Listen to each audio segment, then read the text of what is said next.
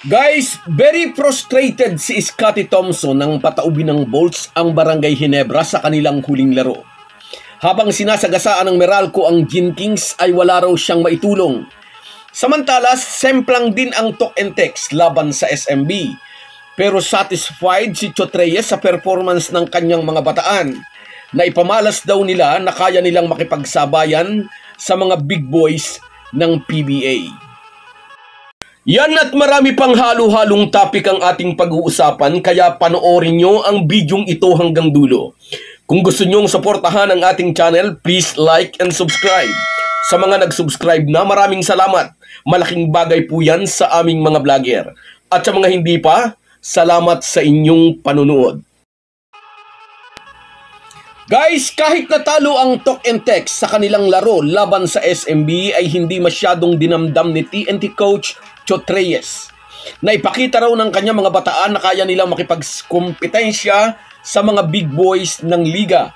Sa pananalita po ni Coach Chot Reyes, ewan ba kung bakit parang ikinukonsider ng dating Gilas coach na ngayon ay hindi na sila kasali sa mga big boys ng liga. Nasabi siguro iyon ni Coach Chot Reyes kasi nga maagang na-eliminate ang talk and text sa nakaraang Commissioner's Cup. At kagabi nakalaban nila ang nag-champion sa naturang conference. Nakuha naman ng SMB ang kanilang dalawang sunod na panalo laban nga sa talk and text 91-89. Manipis lang yan pero panalo pa rin. May pagkakataon sana ang talk and text na baliktarin ang resulta ng laban, ngunit sumablay ang potential game-winning 3 ni Brandon Ganuelas-Roser at the buzzer. Obvious na hindi iyon ang designed play ng talk and text, ngunit dahil sa mahigpit na depensa ng SMB ay nauwi sa broken play at na-force si BGR to take the shot. Pero sa kabila nga ng pagkatalo, si Coach Chot Reyes ay nagpahayag na satisfied siya sa performance ng kanyang mga manlalaro. Medyo inalat nga lang daw sila sa free throw at nagaroon din daw sila ng mga turnovers sa mga krusyal na yugto ng laban. Kung nabuwasan lang daw sana ng isa o dalawa ang kanilang turnovers, posible raw na nag-iba ang resulta ng laro. Mababa rin ang conversion ng TNT sa kanilang free throw. 10 out of 18, that is 55%. Isa rin ito sa mga naging factor ng kanilang pagkatalo. Pero satisfied nga si Coach Chot Reyes na nagawa nilang pahirapan ang powerhouse SMB na kinukonsider nga niyang isa sa mga big boys ng liga. Sabi nga niya kung na less ng isa o dalawang turnovers ang kanyang team, posibleng sila pa ang nanalo.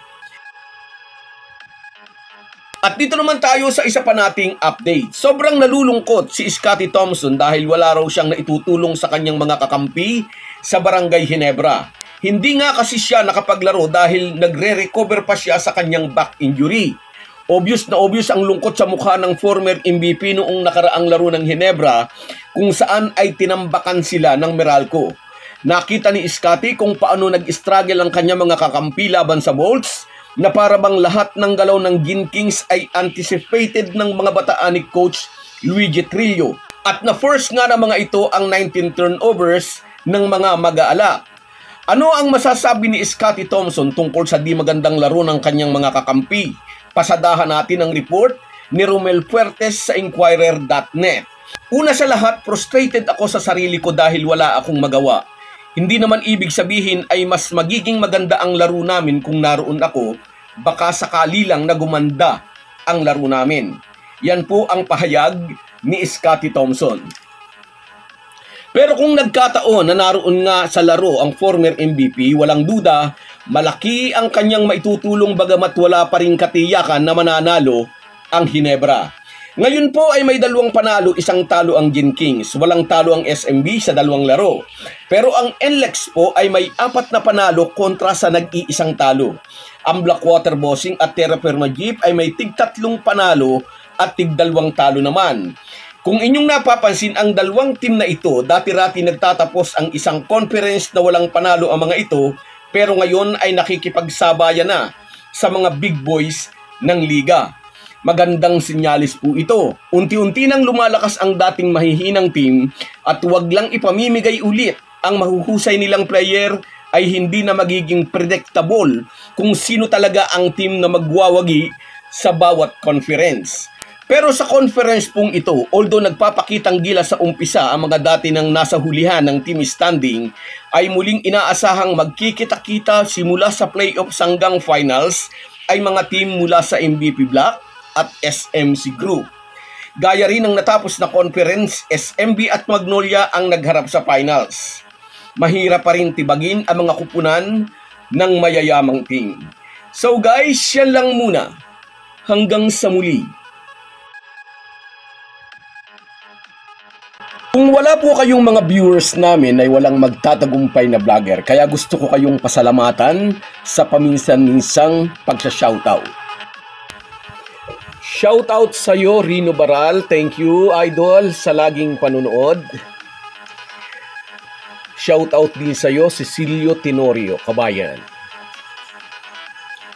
Joel Atienza, thank you. Lagi kang nariyan. Salamat sa suporta. George Batong, isa pa ito. Lagi rin itong nakasuporta sa ating YouTube channel. Cubs Rodelo Official, salamat. Romeo Conchada, shout out sa iyo. Salamat sa panonood, idol. Ford Fernando, tama ka, iba ang karisma ng Ginebra. Jose Rodrigo, mahusay, mababait na player. Erwin Santiago, maraming nagmamahal sa ating Barangay Ginebra, kabayan. Lem TV. At si Kats Aquino and Wilmer. Kahit gaano po tayo kabisi, ay huwag po nating kalimutan ang ating buhay espiritual. Lagi po tayong magpasalamat sa bawat araw na dagdag sa ating buhay. Malaki po ang maitutulong ng pananalangin araw-araw. Isang paalala po mula sa inyong Halo-Halo Sports Republic.